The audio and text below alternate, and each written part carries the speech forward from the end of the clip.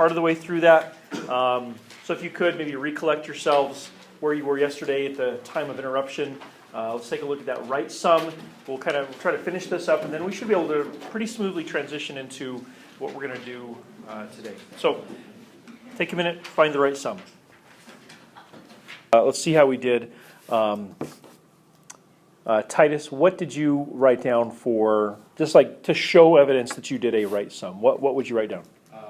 A is approximately equal to 1 times 32 plus 2 times 72. Slow down. 1 times 32 plus 2 times 72. Okay. Plus 4 times 200 plus 1 times 242. All right. I think I got that up there. What do you guys think? Is that a good step? Any little mistakes in there, or is it all good? I think it all looks pretty good. So just a reminder, he's looking at the difference between these two to get his base. And because we're doing a right sum, he's going to be looking at the right side of the interval to get his height. So that's where he got that 1 times 32. And 1 from 3 is 2. So that's where he got his second base. His second height would be the right side of the interval. So 72. Really great job. Anybody take it all the way through and get an actual answer here? Titus, you did? What'd you get? 1,218. 1218. We agree with that? Yep. So this would be a great example of how you would earn points. So I'd want to see, number one, did you show evidence of a right sum? And Titus's first step clearly shows evidence of a right sum. And then, maybe the answer would be worth a second point, perhaps. Maybe use that answer later. Obviously did the arithmetic right there and got 1218. I think we all agree with that. Okay, so we solid? Good? See what I'm saying? Like if you can just do base times height for these couple of sections here, you're in pretty good shape, aren't you? We're going to continue that theme. The bases and the height get a little bit more complicated, but if you can do that, I think we're going to be in good shape. So we'll move on. Let's go ahead and take a look at 4.2. We'll kind of stroll past some of it a little bit. There we go. So if you look through, we're going to skip over some of it. Like I said, we'll come back around to it. But I do need to ask you a question. Have you guys, girls, anybody, have you seen that before? Sigma. Have you all seen it in pre-calc or honors pre-calc? I don't know if Algebra 2, does Algebra 2 do anything with that? I don't know if they do. But yeah, so the sigma right here, what does sigma really mean? Sum. We're adding stuff up, right? So that's very important. And then there's these little summation formulas. Have you ever seen those either? Seen those as well? Like right here, this is saying that if you, well, oops. That's not what I wanted to do. How do I make that go away? The first one, number one, if you are just, there we go. If you are just summing up a constant a certain number of times, you just go constant times the number of times. Like if I told you to add up 10 8 times, wouldn't you just go 10 times 8? That's all that's really saying right there. And these other ones get a little more complicated, right? The sum of the first integers, number 2, first n integers, first of the sum of the first square of an integers, and then the sum of the first cubed integers. Pretty interesting stuff. We'll actually use all of these formulas, I think, at one point or another in here. These are not formulas you need to memorize by any stretch of the imagination, but we'll use them here in class a little bit. So this one right here is, to me, has a particularly fascinating history. The legend is that formula was invented or discovered on the fly by a young elementary math student, the last name of Gauss, old, somebody from the old times, Gauss. So supposedly his math teacher, as like a young elementary age student, gave his class a challenge of summing up the first 100 integers. 1 plus 2 plus 3, ... right? And so supposedly all of his classmates are like, okay, 1 plus 2 is 3, plus 3 is 6, plus 4 is 10. They're doing all this. And he supposedly was able to realize that if you take 1 and 100 and you pair them, you get 101, right? And if you take 2 and 99 and pair them, you get 101. If you take 3 and 98, what do you get? 101. So if you start at the extreme ends and just add the extreme ends and work your way towards the middle, eventually you get 51 and 50. All of them add up to be 101. And he surmised that there would be 50 pairs of those 101s. So he just went 50 times 101 really quick and was done. Like that. So supposedly this smart little elementary student, back in the, I don't even know when, hundreds of years ago, maybe even longer ago than that, came up with this. And so that's kind of the basis for this little formula right here. And you can see it right there, the sum of the first 100 integers. It would be 100 times 101, the divided by 2. 100 divided by 2 is 50, so there'd be 50 101s. And so you just multiply that out and you have the first 100 integers summed up. So anyways, those little formulas right there, we'll use those here in a little bit, but those are not the main thing. Those are not the thing that we're going to focus on the most. There's this little definition of area, some pretty scary looking stuff. We'll come back to that. But I want to go to number 4 here, and this is where I want you to use your blank sheet of paper, please. That blank sheet of paper that I handed you. We're going to do some exploring with this, and I'm going to try to build this up to make this easy for you. So I don't want you just to like write all this. I'm going to have a lot for you to write, and I don't want you to try to cram it all into that little section in your notes. We'll come back around to that in the end. What I want you guys to do with this is something that you did on the video, hopefully, and kind of what we just did a minute ago. I want you guys to take this function here. It's f of x is equal to x cubed. And this will be a challenge for you to remember what was going on with the video. This is like more or less directly video material here. I want you guys to find the area, not by the limit process like this says. We'll come back to that. I want you to find the area with I want you guys to use a right sum, kind of like we did just a second ago. Use a right sum on the interval 0 to 1, but I want you to use 3. You know what, let's make it easy on you. Let's go with 4 subintervals. So I'll say with 4 equal subintervals. So 4 equal subintervals. So let's get a couple of things straight just to make sure we're all in a good spot. We're going to be using a right sum, so we're going to be using a rectangle. So isn't this essentially just going to be base times height plus base times height plus base times height plus base times height, like 4 of them, right?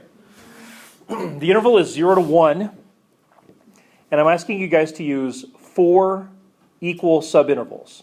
So how wide is each one of these little rectangles going to be? 0.25 is correct, 1/4 is correct. I'd prefer you use the fraction version on this one just for what I know we're going to do next.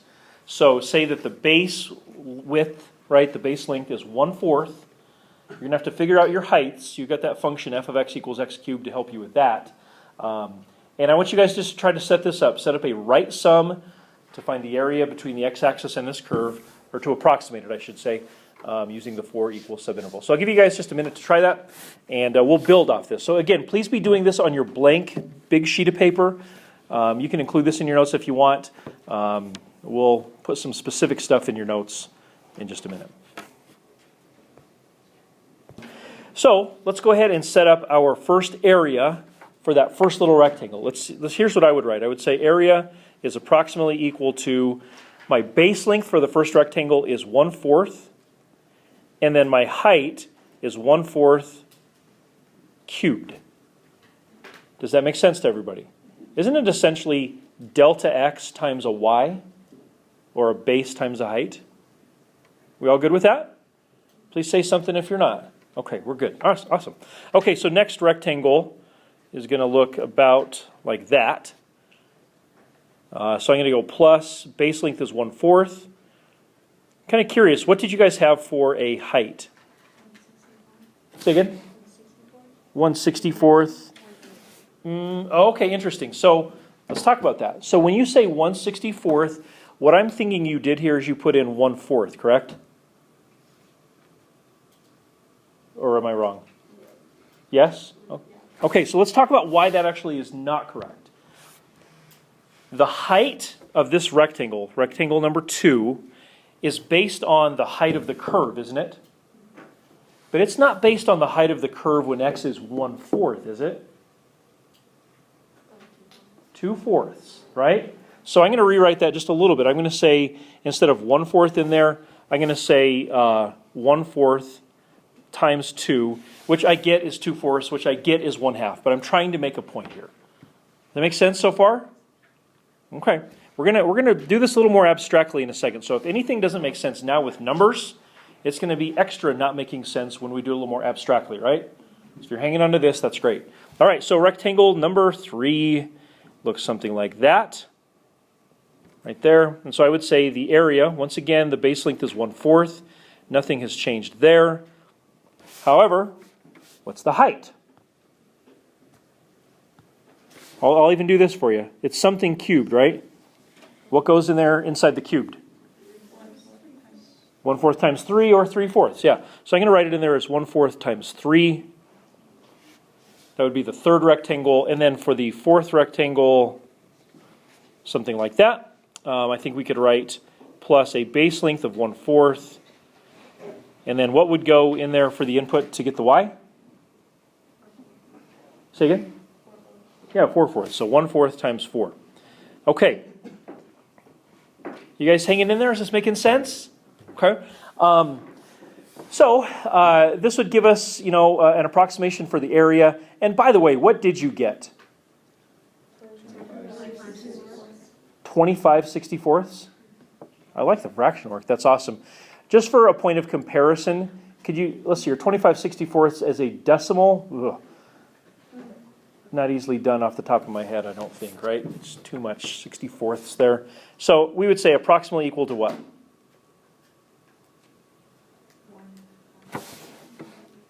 Well, no, I'm looking for a decimal.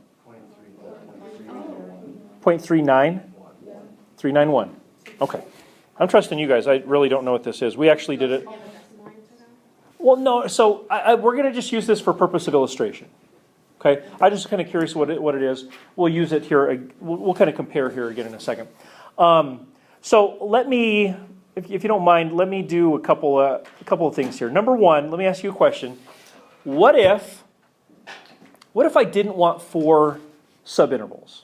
Because maybe I just don't want 4 subintervals. Because the more subintervals I have, isn't it more accurate? So let's say I wanted to have 5 subintervals instead of 4. How would that change what we have written up there? Instead of fourths, it would be fifths. In other words, all of the 4s in the denominators up there, they would become 5s. If I wanted to do 10 subintervals, all of the denominator 4s would become 10s. Does that make sense? Because, of course, 0 to 1, if you want to divide it up into 10 subintervals, they'd each be 1/10, wouldn't they? And then all your little inputs would be 1 times 1/10, or 2 times 1/10, or 3 times 1/10. Does that make sense? Mm-hmm. Yeah, go ahead, Mandy. So, like we were saying before, like how the rectangle, if it was a left sum, it would be like a height of 0. Mm-hmm. So, in that case, would you have to use the right sum, or does it really matter? You know what? It really doesn't matter. We'll talk about that kind of at the end. But as we increase the number of rectangles forever, the two sums will converge to the same answer. But like on a problem. Yeah, like on one of these where we're doing just like 4 or 5, it'll make a huge difference, right? Yeah. It'd make a very big difference. But long term where we're headed, it doesn't make any difference. Then it'll tell you which one. Oh yeah, it'll definitely say use a left sum, use a right sum, whatever. Okay, so you guys did a really good job with that exercise. Question? No question. So let me just review. I said, hey, if you want to have 5 subintervals, all the little 1/4 would become 1/5, right? If you wanted to have 10, all the little 1/4 would become 1/10. What if I wanted flexibility? What if instead of 4 or 5 or 10 subintervals, I wanted to use n? I wanted to have flexibility to decide later.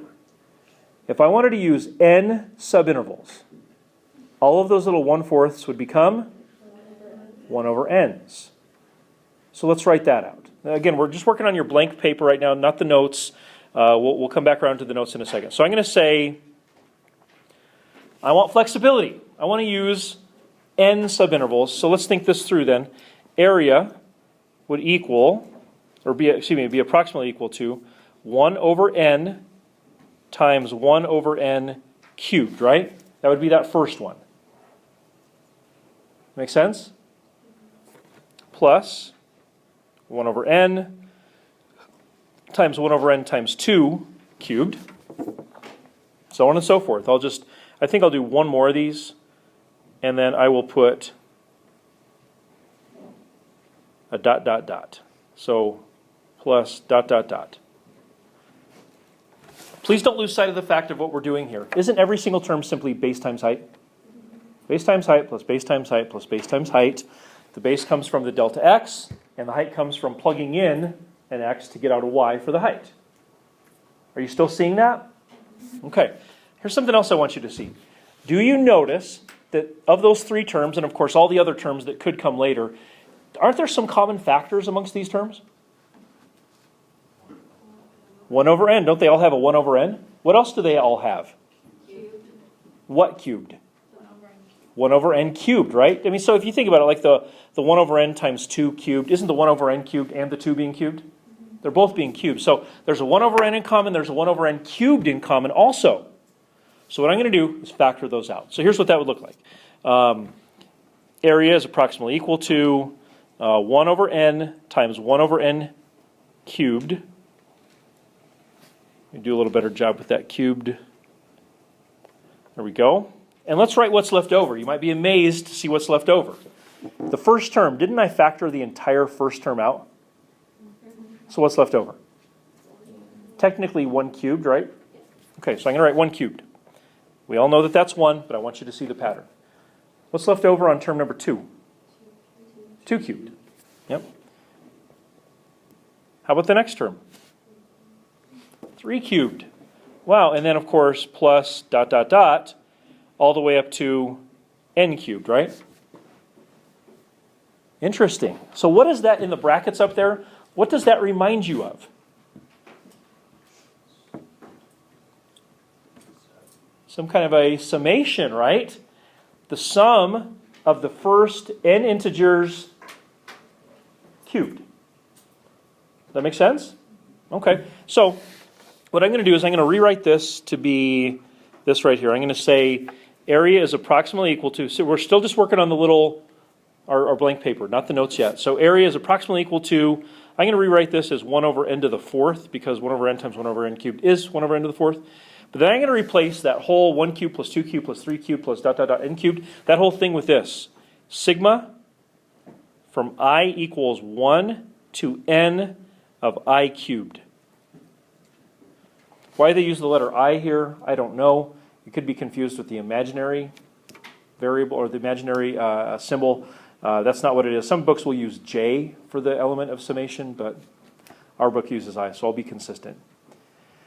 All right. Do you see how, is that a logical jump to you guys? Okay, now the only other thing we want to do here with this is to say, let's replace that sigma with what the formula actually is. Like in other words, what is the sum of the first n integers cubed? So you look back in your notes and you should see this. So I'm going to say area is approximately equal to 1 over n to the 4th times, I'm going to my memory here, was it n squared times n plus 1 squared over 4? I can't go back because if I do I got to erase all this writing and I don't want to do that. Okay, so I want to let you guys know what that is right there. That is now a formula. We have developed a formula for the area under this curve using n subintervals. So if I wanted to say, hey, let's approximate the area under the curve with like 10, like I said before, 10 subintervals, how would I actually find what that approximation would be? Plug a 10 in for n. What if I think to myself, man, 10's a pretty low number. Now that I got this formula, what if I want to really see a better idea of what the area is? Couldn't I say, you know what? Let's go with 1,000 rectangles. What would you do? 1,000 in for n. You know, use the calculator, do some calculating. You come up with whatever it is. Well, isn't 1,000,000 subintervals better than 1,000? No, seriously, like, if you didn't have this formula, I want you to think about this. If you didn't have this little formula, for me to ask you to do 1,000,000 subintervals would be absurd, right? Can you imagine how long? Talk about being here for 3 days. That would take forever, right? But if you got that formula, isn't it an issue of just going 1,000,000 squared times 1,000,001 squared over 4 divided by 1,000,000 to the 4th? You got a calculator. It's really not that hard to do, is it? Well, isn't 1 billion better than 1,000,000? Right? Where are we going? There is no end to this line of thinking, is there? Infinity. What if we had a number of subintervals that was increasing without bound, approaching infinity? Then wouldn't our approximation then be perfect? It would not be an approximation anymore. It would be exactly what the area is. How do we deal with infinity? Just go. You just crawl into a corner and cry, right? No crying. No, there's no crying in calculus. Come on, no. How do you work with infinity? No, you don't plug it in. You have to use a limit. You have to use a limit. So here we go. Again, we're still working on just our sheet of paper here. What'd you plug in? Don't even know. It's like one with a bunch of zeros? Yeah. What'd you get? 1/4. 1/4? Interesting. Okay. So, if we're going to apply this, I want you to check this out. if I say limit as n goes to infinity of, I'm going to rewrite this just a little bit. I'm going to rewrite it as n squared times n plus 1 squared over 4 n to the fourth. I'm just going to multiply the fractions together, right? We do know how to do this. What's the degree of the top? If we were to FOIL it out, and what is it? How'd you get Sorry, how did I get what? 4 and So I multiplied, I took this and I multiplied my numerators together, and I multiplied my denominators together. I just multiplied the fractions together. So, sorry, what did you guys say the degree of the top was?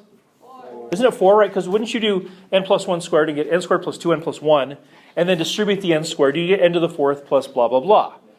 The degree of the denominator is even more obvious, right? 4. The degrees are equal, and so the limit as n goes to infinity would be the ratio of the lead coefficients, which is 1/4. So the area is exactly 1/4. Was it just a chance that you like split it into 4 originally? That it... Oh, that's a total coincidence. So yesterday, no, it really is. So yesterday with the other class, because we didn't have a fire drill, we actually finished this more or less. And so we decided to use 3 subintervals, and the answer was still 1/4. So it doesn't matter how many subintervals you start off with. If you take those subintervals towards infinity, you'll always get what the actual area is. Okay, we're going somewhere still with this, but your question, Mandy. So where did we get the 1/4? Sorry. So here, I'll expand it out a little bit further for you. We need a FOIL. So if I FOIL the top and distribute the n squared, I get limit as n goes to infinity. The numerator would end up being, let's see here, would be n to the fourth, let's see here, plus 2n cubed plus n squared, if we do some quick expansion and distribution. And then the denominator is still just 4n to the fourth. So we're using the pre-calc trick, right? So the degree of the top is 4, the degree of the bottom is 4, and so you use the ratio of the lead coefficients to determine the long-term behavior. And so that's why it's 1/4. But like I said, we're going somewhere with this, but this is a good place to go to, right? Did you feel the calculus kick in right there at the end when we did limit as n goes to infinity? Because up to that point, wasn't it just like geometry on steroids, right? A bunch of rectangular areas and a little bit of algebra thrown in there too. It was a lot. The calculus side of it is where we're headed, okay? Any questions at all? I think what we're going to do is going to be just a little bit easier than all that. I'm not going to expect you to set things up quite like that. Okay. We good? Okay, so like I said, we've kind of developed this backwards sort of. Now we're going to try to hit it from the front, like what I would expect you to actually do if you were doing something like this on a quiz or a test. Fair enough? So go to your notes. I'm going to erase all that stuff. So if you want to see anything else with that, look at it right now. So I'm going to erase all of it, and we'll actually do kind of where I want you to finish with this. So for there, you could write the area equals 1/4. Yes. Notice I started to use equals, right? I stopped using the approximately, and sometimes I mess up, and I should have written approximately and write equals. But here I can definitively say equals. Because the limit, will give us the exact area. Okay, so we're good? I'm going to erase all this stuff. And then I'll show you how I'd want you to approach this for real. Okay, I hope that was time well spent. Hopefully that'll make this a lot easier. Go away. There we go. It's all gone. I'll leave that graph up there just for reference. Okay, so here we go. It says find the area by using the limit process. Here's what I would want you to do now. I would want you to recognize that to find exact area, we're going to have the limit as n goes to infinity right from the get-go, right from the start. Instead of putting it at the end, we're going to say limit as n goes to infinity of a sigma from I equals 1 to n. So whenever you do this type of question that says find the area by the limit process or use a limit sigma expression to find area, every single time it's going to be the limit as n goes to infinity of sigma from 1 to n. Every single time it'll be the exact same. Does that make sense? Okay. Will it ever ask one that doesn't start at 1? Yes? Well, no. So the 1, the I equals 1 to n, does not stand for the location on the graph. It stands for the number of things you're summing. Are you talking about that one right there? Yeah. Yeah, so that is not talking about x equals 1. It's talking about the first rectangle, which frankly, the first rectangle could be located at like negative 27. But it's still the first rectangle. It'd be the first thing you're summing. And then n is like the final rectangle? It'd be the final like number of rectangles. But we already know how many we're going to go for, right? N goes to infinity. Yeah. So that's going to be a common theme. They're all going to start off just like that. There's more common theme to this, which I think is kind of nice. The element that goes inside the sigma is always going to be base times height, right? Aren't we summing up a bunch of little rectangular areas? That's all we're really doing. So I'm going to put a parentheses right here to represent my base length. So to be a little more specific to this one now, how big is my full interval that I'm trying to find the area? Infinite. No, my interval is pretty small. Wait, 0 to 1. Isn't it just 0 to 1? Now, aren't we going to try to fit an infinite number of things within that? Yeah. But the interval is just 0 to 1. So it's 1 long, and I'm going to use n. So how wide is each base? If the full thing is 1, and I'm using n rectangles, 1 over n. Remember, that's what we talked about before. So 1 over n, that's my base length. Sorry, that's the worst one I've drawn in a while. 1 over n. So if that's the base length, what's the other part for the area of a rectangle? Well, specifically the height, right? If we want to get into this, let's talk about what we write here. So isn't the height going to be derived from plugging an x value into x cubed? Well, it's going to be something cubed, right? Something cubed.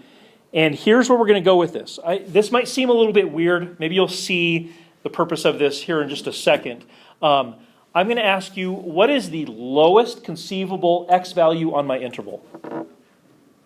0, right? Doesn't it start at 0? That's the lowest possible value. So I'm going to say 0 plus, and each time I add a rectangle, aren't I going to add another 1 over n? And then another 1 over n? So I'm going to write it as 1 over n times I. Now I feel like this has gone swimmingly until I wrote the I, right? Because it's like, okay, I get the base times the height. What this I is there for, you can reference the paper that I had you guys look at before and write on before. Did you notice that as we wrote the 1 over n times 1 over n cubed, and then the next one, wasn't it 1 over n times 2 times 1 over n cubed? And it was 1 over n times 1 over n times 3. Remember how I made a big deal about the fractions being 1/4, 2/4, 3/4, 4/4, right? And so that's what this I is there for. The I is going to allow us to progress across the picture. So the I, remember, what is the I doing according to the sigma? Isn't it going from 1 to 2 to 3 to 4 to 5 to 6 to 7, up to n? And so that's how we are able to recognize that the height is not going to be always based on when x is 1 over n. Isn't that 1 over n going to progress across the page? Times 2, times 3, times 4, times 5. And so that's what that I does. Does that make sense? Yeah. Okay. So I think you're going to see some similarities. I hope you do from what we did earlier. Of course, 0 doesn't have any play here. Doesn't really affect anything. So here's what I'm going to do. I'm going to write this limit as n goes to infinity of sigma. Oops. Sigma can do better than that. There we go. I equals 1 to n. I'm going to write it as 1 over n times 1 over n cubed times I cubed. They basically said, hey, 1 over n is being cubed, I is being cubed. 0 didn't have any, effect here, so I just ignored the 0 at this point. So if our interval was like 1 to 2, would that 0 be 1? Yes. Okay. Yep, exactly. And that's how that would make a difference, wouldn't it? Right, because the x cubed would be higher over there. Yeah. Okay, so the sigma really has only to do with the I. So here's what we could do. I could say limit as n goes to infinity. And I'm going to go ahead and take these two out of the sigma, but I can't take them out of the limit. Right? So I'm going to just say 1 over n to the 4th sigma from 1 to n of I cubed. I hope this is starting to look familiar with what we did before. Do you remember factoring out 1 over n and 1 over n cubed? Do you remember factoring that out before? Look at your paper, the blank paper from before. Do you see that step where we factored out the 1 over n, we factored out the 1 over n cubed? Isn't that what we just did? We just did that again. You see what's left over, sigma from 1 to n of I cubed. Don't we have a formula for that?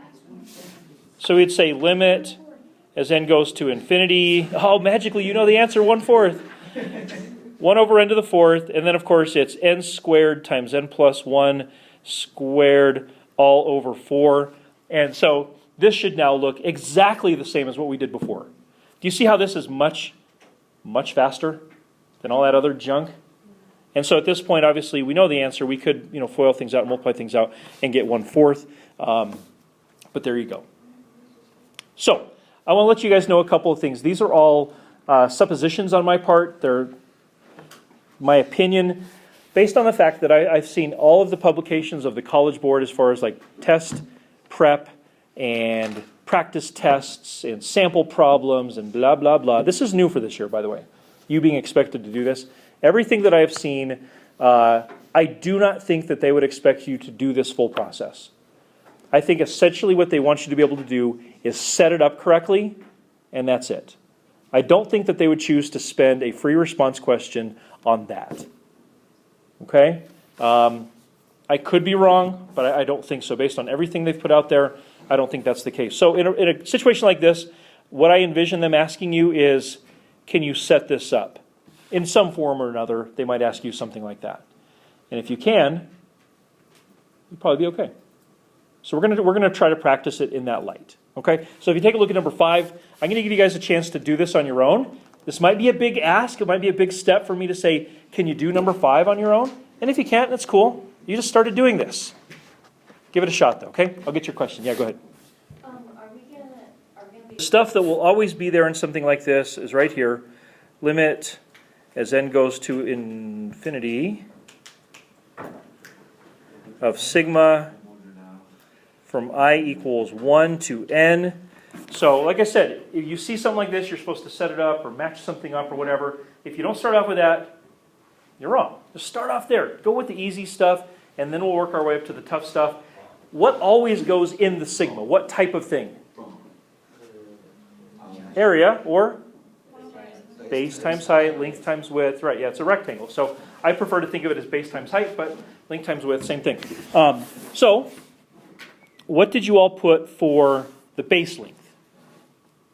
1 over n. It is 1 over n. The reason why it's 1 over n is because our interval goes from 1 to 2, doesn't it? How long is 1 to 2? It's 1, right? So 2 minus 1 is 1. So the full interval width is 1. There is one long image. And if you divvy that up into n little subintervals, then each of them would be 1 over n wide. Make sense? It'll be whatever over n. Yeah, so if it was like 1 to 10, it would be 9 over n. Does that make sense? Okay, cool. All right, so then height, and we'll get into some numbers like that here in a little bit. The height, of course, is going to be based on the y value. And so our function here is 4 minus x squared. So if I were doing this question, here's what I would do. I would go 4 minus blank squared. Does that make sense? The y value is simply going to be 4 minus some input squared. So I'm going to put that up there as my framework. And then the final thing here, like figuring out what the input looks like, is always the toughest thing. So I've tried to go from like very easy to medium easy to toughest. Right? Get some momentum, get some confidence rolling. Okay, anybody want to volunteer what they put in there for that input? Very close. He said 1 over n j, right? Or I, whatever, I or j. Yeah, so 1 over n times the summation element is close, but it's not quite right. What do you think, Chloe? Would it be 1 plus? What did he said? Yeah. Yes. Let's talk about where that extra 1 comes from. I would encourage you to think about it like this. In our interval that we're trying to find the area of, what is the lowest conceivable value in that interval? It's 1, right? The left side should always be the lowest possible area, or lowest possible number. So we'd go 1 plus, or aren't we going to progress by a 1 over n each time as we move across the page? So that's where Riker's idea of 1 over n times I comes from. And that, my friends, would be it. I've set it up. You always put the limit in the sigma, and then you go to your base, and then you try to finish off with your height. So that's all the question is asking? Yep, it just says set it up. set it up. Now, it is very possible to, multiply some stuff out, FOIL, and add some like terms, and I'd get the 1 over n out of there right away. We could manipulate this thing and get all the way to the actual area, but we're going to find later on that there's a much, much easier way. Is it called a calculator? No.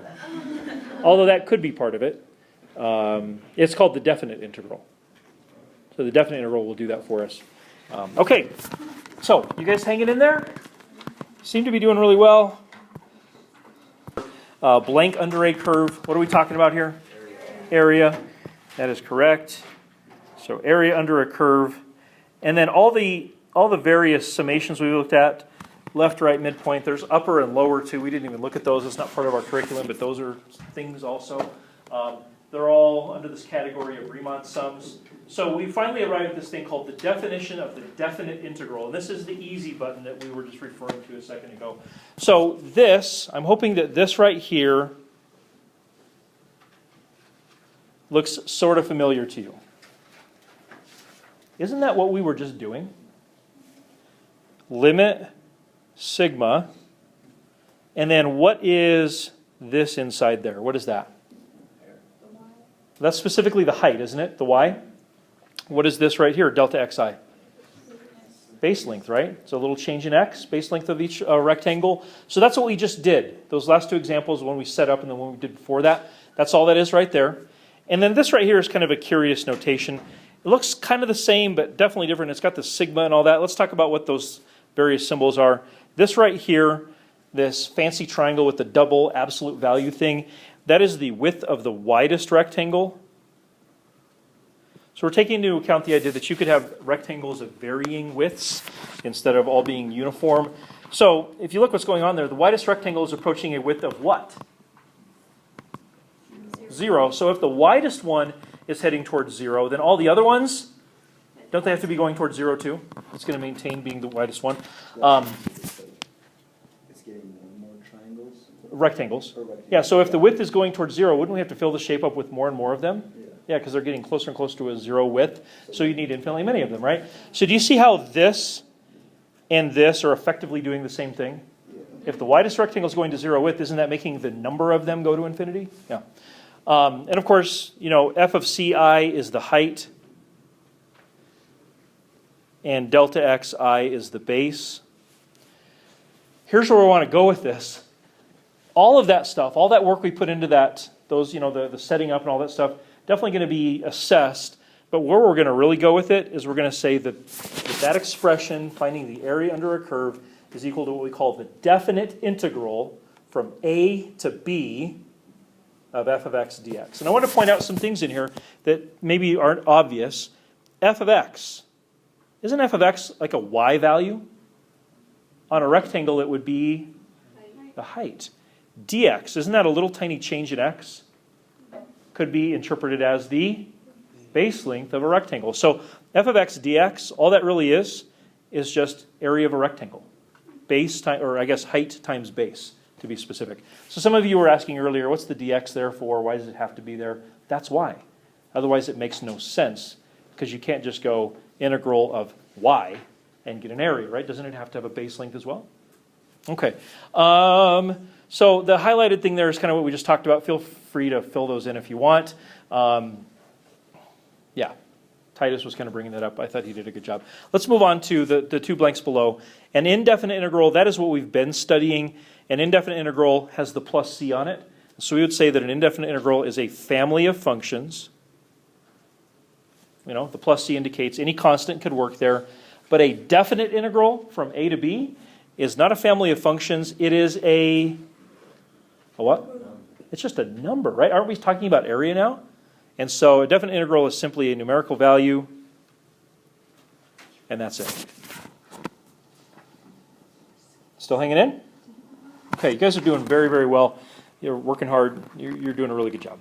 Okay, so let's move on. I think this next part, there's another opportunity here for you to practice setting up a limit sigma. So it says set up a limit sigma. That's what we've been doing pretty much this entire period, right? Set up a limit sigma expression that is equivalent to that definite integral. So the integral is from -3 to 1. I drew a graph for you, right? You can see the -3 to 1 part. Okay. So let's see if you can do it, right? You just practiced it a second ago. All I want you to do is set it up. Don't worry about trying to evaluate it. Just set it up. I don't know. Another chance to practice and prove to yourself you can do it. Let's get all the stuff that's always common, right? So it'll always be limit as n goes to infinity. Everybody should have that part. Sigma, everybody should have that part. I equals 1 to n. Everybody should have that part as well. Those are all common elements. All of these types of questions should have that. As far as the inside stuff should be roughly the same as well. It should be a base times a height, but getting the base and the height a little more complicated than just writing BH. So I'm wondering, Tyler, what do you have for a base? Okay, I see where you got that. Do you see, he said negative 3 plus 1 over n, right? Okay, he's not quite there. Do you see why he said what he said? Yeah. What would you say a little bit differently? Anybody have a different idea? Yeah, go ahead. Add 5 times negative 3 plus 4 over n. Oh, you're doing the height. I just want the sorry. base. Okay, sorry, just 4 over n. 4 over n. Let's talk about why it's 4 over n. Although I think your height was good. Sorry. Yeah, I was like, what? Oh, I get it.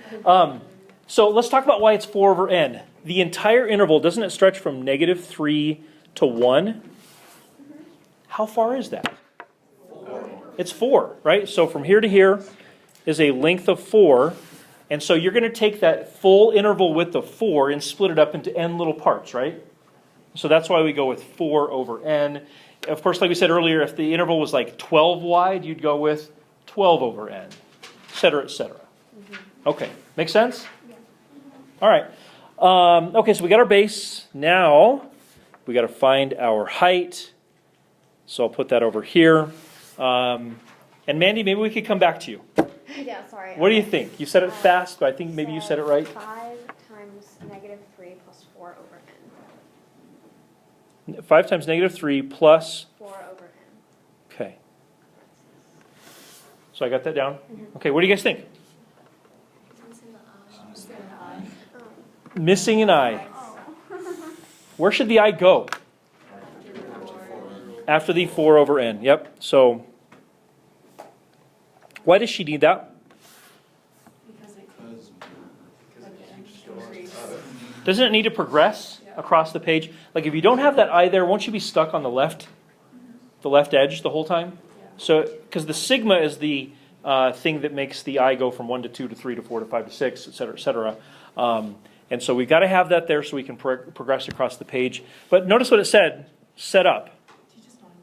All we got to do is set it up. We're not going to try to multiply things out. It's really not that hard to do. It's time and space consuming, but we're just going to work on setting these up to make sure they make sense. Logical? Yeah. Yes? Got time for one more. I didn't know if we'd get here, especially without the video, but let's try that next one. Or there might be 2 more. Let's at least try this. Dan, you want to share? Doug? Doug, let's hear what you got. Doug says, sure. Here we go. Alright, so I got 5 over n. Oh, sorry, let me write out the obvious stuff. Limit is as n goes to infinity. Sigma from I equals 1 to n. And you said 5 over n? Yeah, in first parentheses. Okay, so 5 over n. And then I got negative 1 times 3 plus 5 over n times I. Well, say it again a little bit slower. Negative 1.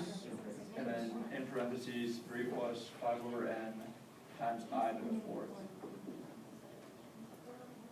4th. Did I write that down exactly how you wanted? What do you guys think?